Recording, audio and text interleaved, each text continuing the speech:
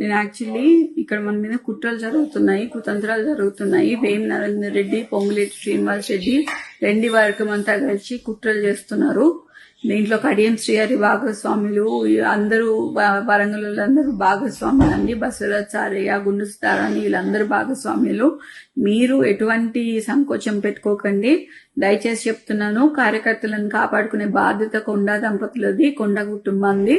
ఎప్పుడు మేము కార్యకర్తల వెనకాల ఉంటాము. మాకు పదవులు శాశ్వతం కాదు, పైసలు శాశ్వతం కాదు. మేము నిబద్ధతతో పనిచేస్తాము, కార్యకర్తలకి వెనకాలని చేస్తాము.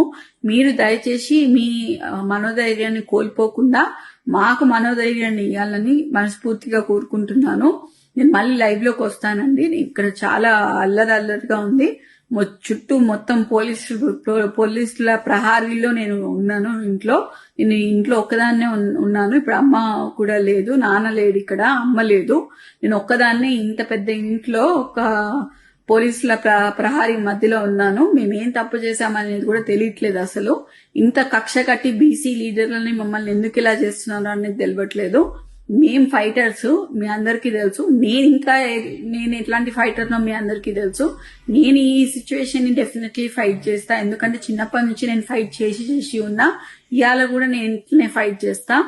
ఇవాళ కూడా ఎంతమంది పోలీసు వాళ్ళు వచ్చినా కూడా నన్ను ఎవరేం బీకలేరు, ఏం చేయలేరు.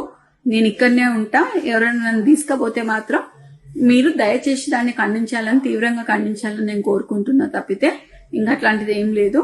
దయచేసి మీరందరూ మా అండ ఉంటారు అని చెప్పి నేను మీకు చెప్తాను. మాకు సపోర్ట్ చేయండి. మీకు మీ అండదండలో మీకు కంపల్సరీగా తోడుంటామండి. Thank you.